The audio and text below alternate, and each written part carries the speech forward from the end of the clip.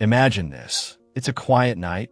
Everything seems to be in order until suddenly your car stops in the middle of the road. The next day, the mechanic tells you that the repair will cost more than what you have in your account. Or worse, an unexpected call from the hospital, an illness, or the news that your company is laying off staff, and your name is on the list. In that moment, life confronts you with a truth few want to face. No one is truly safe from an emergency. But there are two types of people at that moment. Those who breathe calmly because they have an emergency fund, and those who sink into stress, debt, and anxiety because they didn't build it in time. And you, which group do you want to belong to? You might think that having an emergency fund is a luxury, something only finance-obsessed people do. But let me tell you something. It's the difference between sleeping peacefully or spending nights calculating how much you're short to make it to the end of the month. An emergency fund isn't just money. It's confidence, stability, freedom. It's the power to look any unexpected event in the eye and say, I am prepared. Chapter 1. The invisible wall between calm and chaos. There is an invisible wall that separates people who live calmly from those who live in constant worry.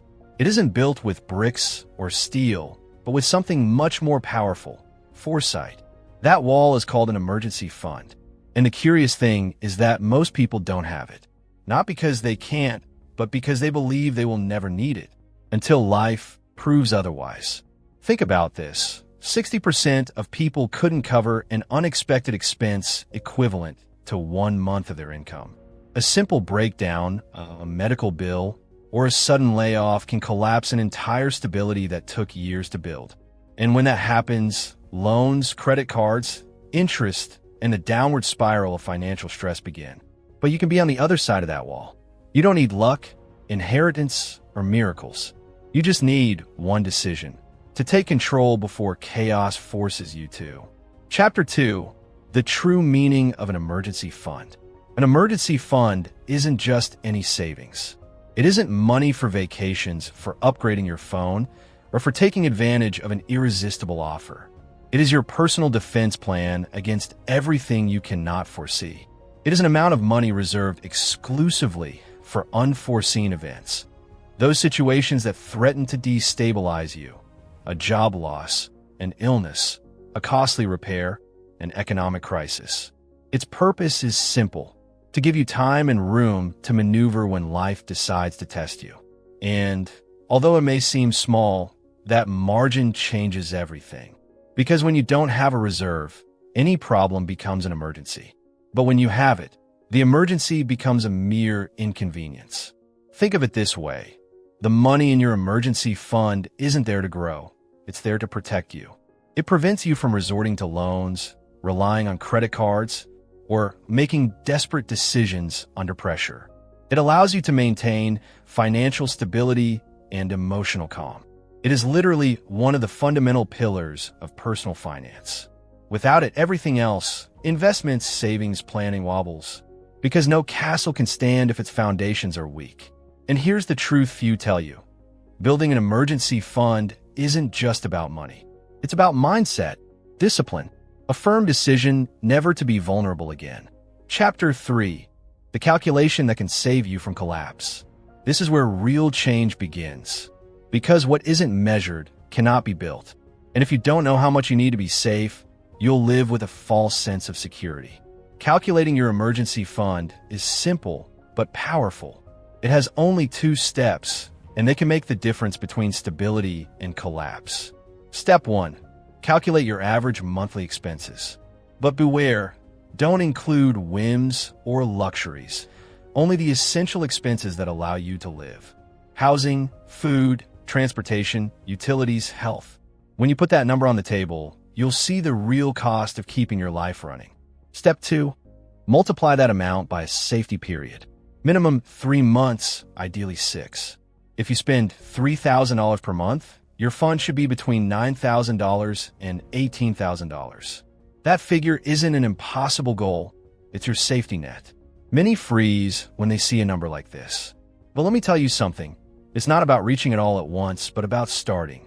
Even if today you can only save $50, start with that. because the habit of protecting yourself is worth more than the initial amount.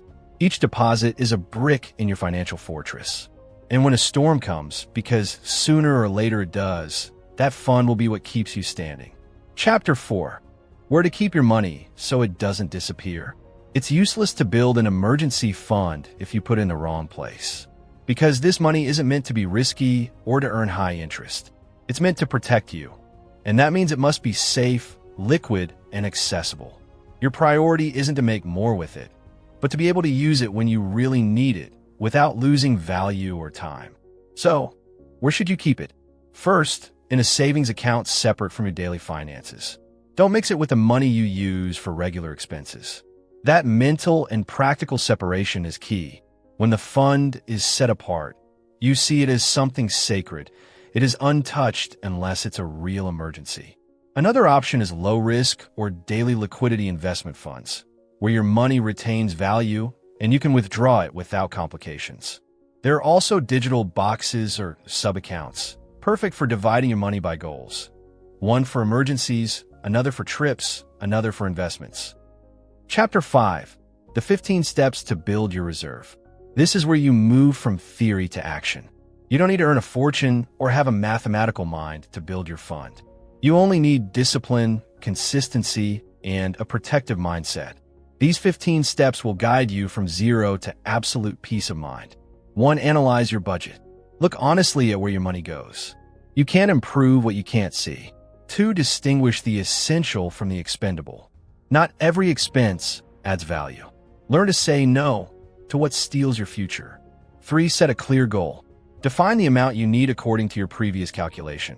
3 to 6 months of basic expenses. Start with what you have. Don't wait for the perfect moment. The moment is now, even if it's with a small amount.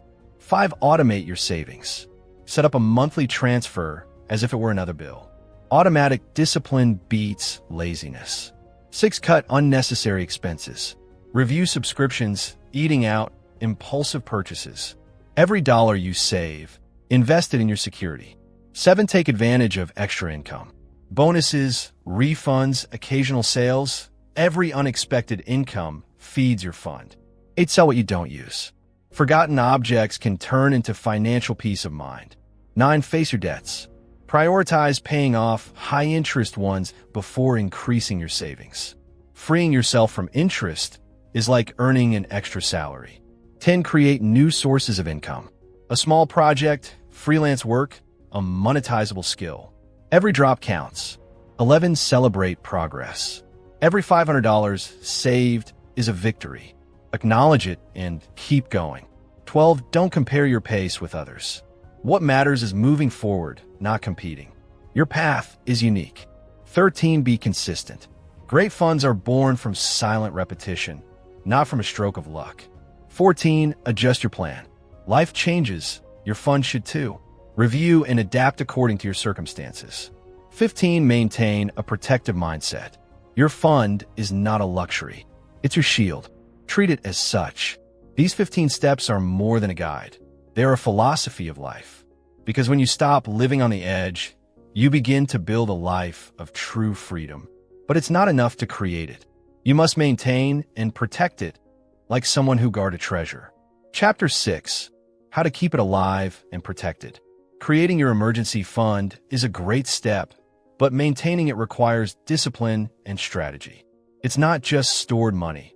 It's a living shield that must always be ready to protect you. First, keep it separate from your daily accounts. If you mix the fund with regular expenses, you'll lose control and temptation will be too strong. Second, periodically review the size of your reserve. Life changes. Your expenses may rise. You may have children, move, or take on new commitments. Adjust your fund so it remains sufficient for any unforeseen event. Third, replenish immediately what you use. If an accident or emergency forces you to touch your reserve, make replenishing it a priority. This prevents the next crisis from finding you unprotected. Avoid high-risk investments. Your fund is not for speculating with stocks or cryptocurrencies. It's for absolute security. Returns are secondary. Your priority is peace of mind. Set clear rules about when to use it. A personal policy will help you distinguish between what is truly urgent and what only seems urgent. Every improper expense is a vulnerability that weakens your financial shield. Consider inflation. Your fund must maintain its real value, ensuring that your money's purchasing power remains the same over time. Chapter 7. The time to act is now. Up to this point, we've covered a crucial path. You've understood why you need an emergency fund, how to calculate it, where to keep it, how to build it, and how to maintain it. But all theory remains just words if you don't put it into action.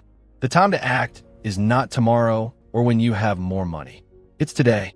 Every day you postpone increases your vulnerability. Every small saving you don't make is one step closer to financial stress. Start right now. Review your expenses, define your goal, open that separate account, set up your automatic transfer. Even a small first step has a multiplying effect. Constant discipline, even with minimal amounts, creates a habit that will protect you for life. This content is intended for educational and general financial guidance purposes. It does not constitute personalized financial advice. Always consult a professional before making important financial decisions.